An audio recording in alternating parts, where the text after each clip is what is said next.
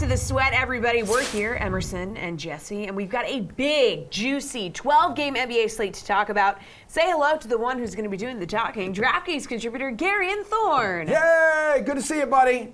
So like Jesse said, we got a dozen games on this slate. Let's make sense of it by playing some NBA building blocks. Garion, looking at this guard position, who would you build around here? Yeah, I think I would go with gilgeous-alexander at $10,200. Obviously, there's some risk. Anytime the Thunder play, they are rolling out a skeleton crew at this point. They got like a Costco deal on surgeries yesterday where just 3 of their players are now out for the season thanks to season-ending surgery. So I don't really know what's going on with Oklahoma City aside from the obvious tanking attempts, but they keep playing Gilgeous-Alexander crazy amounts of minutes, and there's no indication that's going to stop tonight. And he's starting to like put himself into that Giannis Jokic tier in terms of DFS production. Across his last 6 games, he's averaging 1.71 DraftKings points per minute. He's got a usage rate above 36%, and he's still got a true shooting percentage of .657 in that span of time. So he has not only been just the crazy beneficiary of volume, but he's still been really, really efficient. So this should be a very up-tempo game between OKC and OKC, considering that they are one of the highest tempo teams in the NBA. So this is a great spot as long as they can keep it within 20 points.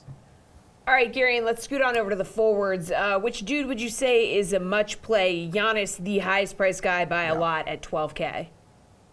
Yeah, I'm going to go a little bit more towards the mid-tier here. Let's talk about RJ Barrett. I think that we're in a spot where not a lot of people are probably going to be very inclined to use Knicks players in this game because the matchup is terrible. Dallas is one of the teams you tend to want to avoid, especially on a slate this size where there are some great opportunities to pick on matchups. I mean, Dallas is a low-tempo, low-pace team.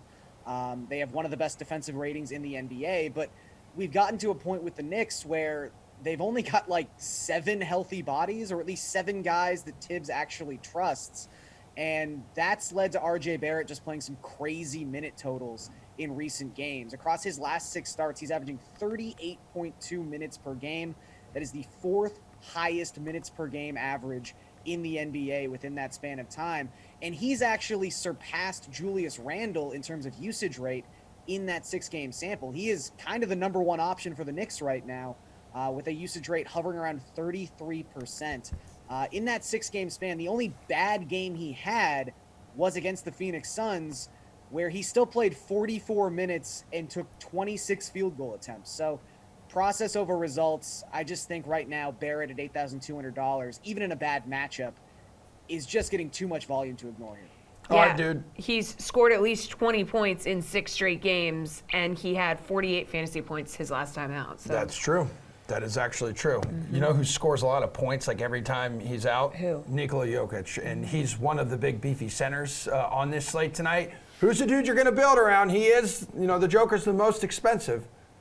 Yeah, so putting aside the fact that, Nikola Jokic is viable anytime he's on any slate. I think we've talked about that probably enough. I think people understand you can always play Jokic. So maybe a bit of a more interesting play or a name that people haven't thought about in a long time. Marvin Bagley, who was traded to the Pistons. The Kings finally gave up on this guy who was the former 2nd overall pick in the NBA draft.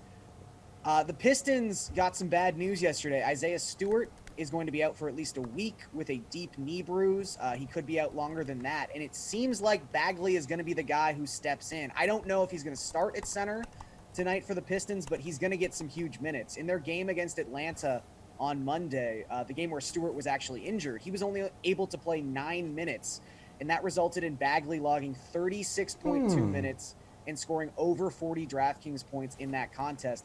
It feels like the only reason the Pistons would trade for Marvin Bagley is so they can give him sort of like an extended audition and see what they have in this guy, see if there's actually anything left in the tank for someone who used to be so highly regarded.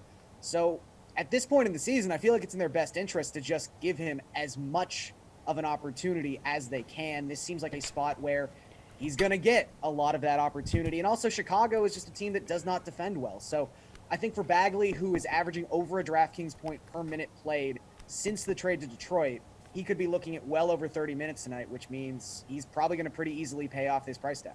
Interesting. I'm here on TK Nation. I come across an article that you have written, Top DraftKings NBA DFS Bargain Plays for March 9th. And lo and behold, look at the sweet chinchilla who is here on the screen. That is your man. That is your man, Marvin. Bagley. I get to pick the pictures too, so Wow. That's a good pick. came together that way. Yeah. That's a really good pick. That's definitely his good side. Well, it is an article about value plays, and now I'm wondering, could you even take the route of starting with a value play and like building around it, Gary? And you have a couple other guys on here. What a segue. Malik Beasley, Taylor Horton-Tucker. Are any of these guys going to be your choice? Yeah, so Beasley and Horton Tucker, I do really like them. Obviously, I wrote them up. There's so many questionable players on this slate. I think right now, I can say confidently there are like 15 questionable designations that you're going to have to pay attention to as we get closer and closer to tip-off. 6 of those on the Timberwolves. 6, rotation players. So someone like Beasley could end up having a massive role tonight. If Anthony Edwards, if D'Angelo Russell, if Patrick Beverley, if Jalen Noel, et cetera, et cetera, et cetera. How many of those guys are ruled out? Are they all ruled out? Like, the Timberwolves are kind of a nightmare. So I would say the Lakers with LeBron, the Timberwolves with all those guys are definitely situations to keep an eye on. One situation I didn't mention in the article, just because he's a little bit more expensive than I would write up for a typical bargains article, but he's only $5,500. Brandon Williams of the Portland Trailblazers. Rarely do we see someone's salary jump from $3,800 to $5,500 over the span of 2 days, but Williams deserves it. Anthony Simons was unable to play in the Blazers' last game, and he's questionable for tonight, but if the Blazers have proved anything the past 2 weeks, it's that they are not rushing their best players back onto the court. They are more than content to lose every game by 40 points. So I'm leaning towards Simons not being available for tonight's contest. And if that happens, Brandon Williams started that game, and he had a 35.5% usage rate. There was just no one else on Portland who even wanted to take shots. It was just Brandon Williams. So I don't know if you're going to get as massive a DFS performance as we saw in that contest, but if his role is going to be anything like it was on Monday, and if Anthony Simons is going to be unavailable once again, I feel like Brandon Williams is the kind of guy you can start a lineup around because he's got one of the 10 best opportunities in terms of usage rate that you're going to see from any individual asset on this slate.